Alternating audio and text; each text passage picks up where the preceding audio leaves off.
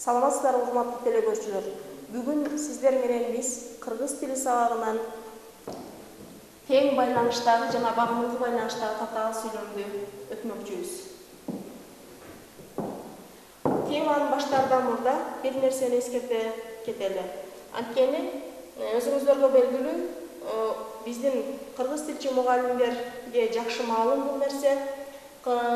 Татаал сүйлөмдү өткөндөн кийин биз анын түрлөрү болгон тең байланыштагы жана багымдуу байланыштагы татаал сүйлөмдөрдү өтө баштайбыз. Бирок ушул жерде бир маселе келип чыгат. Эгерде тең байланыштагы татаал сүйлөмдү өзүнчө 1 саат, анан убакыттын өтүшү менен багымдуу байланыштагы татаал сүйлөмдү өзүнчө дагы 1 саат кылып өткөн болсок, анда буга чейин эле багымдуу байланыштагы татаал сүйлөмдү өткөнгө чейин эле китептен мындай сүйлөмдөр кездешет дагы, балдарга атайын бул жөнүндө арасында эле олуп жолуп кабарлар берип калган учурлар болот. Мына ошондуктан мына ошондой жагдайларга туш келбестиктен биз биринчи эле татаал сүйлөмдүн түрлөрүн өткөнүбүздө а дегенде тең байланыштагы жана багымдуу байланыштагы татаал сүйлөмдү 1 сааттын ичинде көөн бириктирип өтсөк, максатка ылайыктуу болот деп ойлойбуз. Анда эмесе биздин бүгүнкү өтө турган темабыз тең байланыштагы жана багымдуу байланыштагы татаал сүйлөм. Билимдүү эмгегин ишенет, билимсиз түшүнө ишенет деген сүйлөм берилген. Албетте, биз а дегенде сүйлөмдү синтакстык талдоо жүргүзөбүз. Башкача айтканда, сүйлөм мүчөлөрү боюнча талдоо жүргүзүп, а дегенде сүйлөмгө толугу менен мүнөздөмө берип чыгабыз. Бул сүйлөм татаал сүйлөм. Эки жөнөкөй сүйлөмдөн турат. Биринчи жөнөкөй сүйлөм билимдүү эмгегин ишенет, ал эми экинчиси билимсиз түшүнө ишенет деген сүйлөм. Бул сүйлөмдөрдү биз табиятын аныктаардан мурда сүйлөм мүчөлөрү боюнча талдоо жүргүзөбүз дагы, а дегенде акыркы сүйлөмдөн баштайбыз. Билимсиз түшүнө ишенет. Эмне кылат? Ишенет. Билимсиз түшүнө ишенет. Эмне кылат? Ишенет. Бул баяндоочу болот. Ким ишенет? Билимсиз. Бул сүйлөмдүн ээси болот. Ал эми андан кийин билимсиз эмнеге ишенет? Эмнесине ишенет? Түшүнө. Бул толуктооч болуп эсептелет. Эми андан кийин биринчи жөнөкөй сүйлөмгө өтөбүз да синтакстык талдоодо жүргүзөбүз. Билимдүү эмгегин ишенет. Билимдүү эмгегин эмне кылат? Ишенет. Ким ишенет? Билимдүү ээси. Билимдүү эмнесине ишенет? Эмнегине. Бул толуктооч болот. Эми бул жерде балдар биздин айтайын деген нерсебиз төмөндөгү жерде турат. Билимдүү эмгегин ишенет, билимсиз түшүнө ишенет деген сүйлөмдө бул эки жөнөкөй сүйлөм биригип келип татаал сүйлөмдү түздү.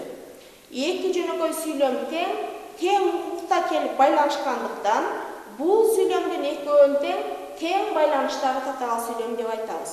Тең байланыштагы. Биринчи татаал сүйлөмдү андан ары тереңдетпестен туруп, биз экинчи татаал сүйлөмгө өтөбүз. Алиги киши кара таягын бетине кармай баштаганда селт этип денеси чыйрыкты. Бул татаал сүйлөмдө дагы эки жөнөкөй сүйлөмдөн турат. Биринчи жөнөкөй сүйлөм алиги киши кара таягын бетине кармай баштаганда, ал эми экинчиси селт этип денеси чыйрыкты. Эми адаттагыдай эле биз экинчи жөнөкөй сүйлөмдөн баштап сүйлөм мүчөлөрү боюнча талдоо жүргүзөбүз. Эмне кылды? Чыйрыкты. Чыйрыкты. Баяндоочу экен. Эмнеси чыйрыкты? Денеси чыйрыкты. Кантип чыйрыкты? Селт этип. Бул ушкылооч болот экен. Эми бул жерде андан кийин биринчи жөнөкөй сүйлөмгө өтөбүз. Алиги киши кара таягын бетине кармай баштаганда, адаттагыдай эле баяндоочу кармай баштаганда сүйлөмдүн аягында келди.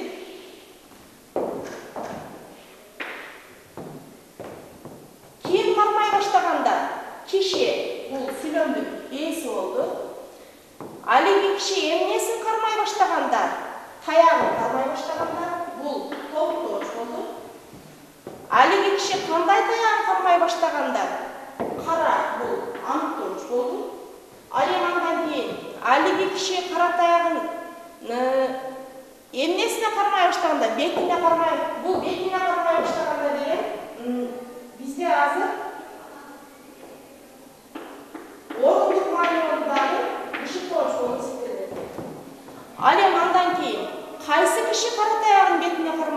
алии бул аныктооч болуп эсептелет экен. Ушул жерден бир нерсени дагы эскерте кетишибиз керек балдар.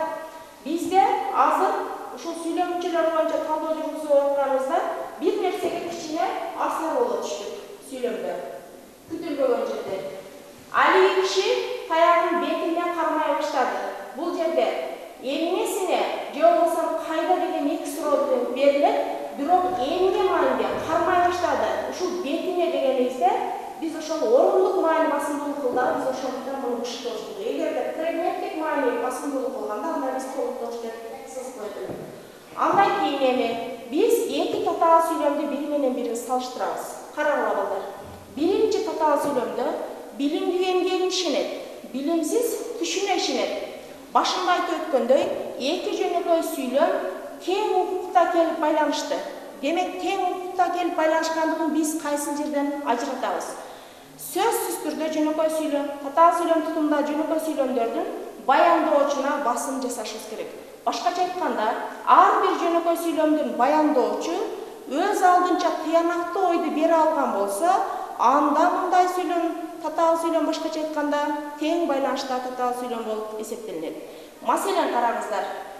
Билимдүү эмгегин ишенет, баяндоочу тыянактуу ойду берди. Башкача айтканда, билимсиз түшүнө ишенет деген сүйлөмдү алып салсак дагы, сүйлөм катары бул өзү жашай берет экен. Ал эми тескерисинче, билимдүү эмгегин ишенет деген сүйлөмдү алып салсак дагы, билимсиз түшүнө ишенет деген сүйлөм өз алдынча жашай алат экен. Башкача айтканда, бул эки жөнөкөй сүйлөм бири-бирисиз дагы өз алдынча сүйлөмдүк касиет менен жашай алат экен дагы, ошондуктан дагы экөө тең укукта келип байланыштырат экенбиз. Мына ошондуктан дагы тең байланыштагы татаал сүйлөм дейбиз. Тең байланыштагы татаал сүйлөмдү ажыратуу үчүн, же болбосо багымыңкы байланыштагы татаал сүйлөмдү ажыратуу үчүн эң биринчиден ал сүйлөмдүн баяндоочуна басым жасашыбыз керек экен. Демек, экинчи татаал сүйлөмгө маани беребиз. Алии киши кара таягын бетине кармай баштаганда селт этип денеси чыйрыкты. Бул жерде биринчи жөнөкөй сүйлөм. Алии киши кара таягын бетине кармай баштаганда, экинчиси селт этип денеси чыйрыкты. Өзүбүзгө үйрөнгөн адатыбыз боюнча эле экинчи жөнөкөй сүйлөмдүн баяндоочуна баштайбыз. Демек, эмне кылды? Чыйрыкты деген тыянактуу ойду бере алды. Ал эми биринчи жөнөкөй сүйлөмдүн баяндоочу кармай баштаганда деген баяндооч бул өз алдынча турганда тыянактуу жыйынтыктуу ойду бере алган жок. Мына ошондуктан дагы баяндоочу жыйынтыктуу ойду бере албай, ошол сүйлөмдүн жыйынтыгын экинчи жөнөкөй сүйлөм чыгаргандыктан дагы бул биринчи жөнөкөй сүйлөм экинчи жөнөкөй сүйлөмгө багымыңкы абалда келип, багымыңкы сүйлөм болуп калды. Ал эми ошол багымыңкы сүйлөмдүн жыйынтыктап берген экинчи жөнөкөй сүйлөм бас сүйлөм болуп калды. Багымыңкы татаал сүйлөмдө демек жыйынтыктуу ойду бере алган жөнөкөй сүйлөмдү биз баш сүйлөм деп айтат экенбиз. Ал эми ага багымыңкы абалда келип, бас сүйлөмдөн ар түрдүү кырдаалын билдирген жөнөкөй сүйлөмдү биз багымыңкы сүйлөм деп айтат экенбиз. Демек балдар, дагы жыйынтыктап айтканыбызда, тең байланыштагы жана багымыңкы байланыштагы татаал сүйлөмдү аныктап, тактап же бири-биринен айырмалоо үчүн эң негизгиси татаал сүйлөмдүн тутумундагы жөнөкөй сүйлөмдөрдүн баяндоочуна басым жасап карашыбыз керек экен. Эгерде жөнөкөй сүйлөмдүн баяндоочу өз алдынча, башкача айтканда, өз алдынча сүйлөм болуп каларына толук кызмат кылып, тыянактуу ойду бере алган болсо, анда ал тең байланыштагы татаал сүйлөм болуп эсептелет экен. Эгерде тескерисинче жөнөкөй сүйлөмдүн баяндоочу жыйынтыктуу ойду бере албай калган болсо, анын жыйынтыгы кийинки жөнөкөй сүйлөм менен чыгарыла турган болсо, анда бул багымыңкы байланыштагы татаал сүйлөм болуп эсептелет экен. Жогорудагы айтылган темабызды бышыктоо үчүн дагы мисалдарды жазып көрөлү.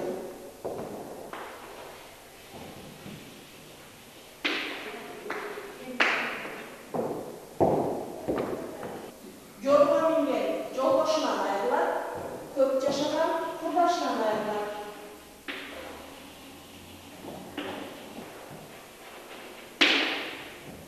Жорго минген жолдошунан айрылат, көп жашаган курдашынан Эми жогорудагы сүйлөмдө талдоо жүргүзүп көрөлү. Татаал сүйлөм тутумунда эки жөнөкөй сүйлөм бар. Биринчи жөнөкөй сүйлөм жорго минген жолдошунан айрылат, экинчиси көп жашаган курдашынан айрылат. Бул жерде экинчи жөнөкөй сүйлөмдөн баштап талдоо жүргүзөбүз. Көп жашаган курдашынан айрылат. Эмне кылат? Айрылат сүйлөмдүн баяндоочу. Ким айрылат? Көп жашаган сүйлөмдүн ээси. Көп жашаган кимисинен айрылат? Курдашынан. Бул колдооч болуп эсептелет. Андан кийин биринчи жөнөкөй сүйлөмгө синтакс талдоо жүргүзөбүз. Жорго минген жолдошунан айрылат. Эмне кылат? Айрылат баяндоочу.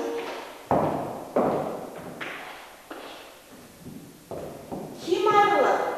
Жорго минген сүйлөмдүн ээси болду. Жорго минген кимисинен айрылат? Жолдошунан. Бул колдооч болуп эсептелет. Эми татаал сүйлөмдүн тутумундагы эки жөнөкөй сүйлөмдүн баяндоочторуна басым жасап, экөөнү аныктайбыз. Башкача айтканда, эки жөнөкөй сүйлөмдүн тең баяндоочу айрылат. Экөө тең жыйынтыктуу ойду бере алды. Мына ошондуктан дагы бул эки жөнөкөй сүйлөмдөн турган татаал сүйлөм тең байланыштуу татаал сүйлөм болду. Анткени алардын экөө тең, эки жөнөкөй сүйлөм баяндоочу тең тыянактуу жыйынтыктуу ойду бере алды. Андан кийин дагы бир татаал сүйлөмдү алып көрөлү. Биз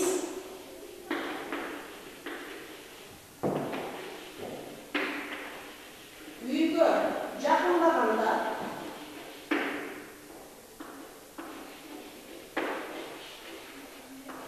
студенттер шатырата кол чабышты. Биз үйгө жакындаганда студенттер шатырата кол чабышты. Бизге берилген татаал сүйлөм демек эки жөнөкөй сүйлөмдөн турат экен. Биринчиси биз үйгө жакындаганда, экинчиси студенттер шатырата кол чабышты. Эми экинчи жөнөкөй сүйлөмдөн баштап адаттагыдай эле сүйлөм мүчөлөрү боюнча синтакс талдоо жүргүзөбүз. Эмне кылышты? Кол чабышты. Бул сүйлөмдүн баяндоочу болуп эсептелет. Андан кийин кимдер кол чабышты? Студенттер. Сүйлөмдүн ээси болду. Сүйлөмдүн ээси болду. Кайбир кол чабышты? Шатырата. Бул ышык болуш болот сүйлөмдүн.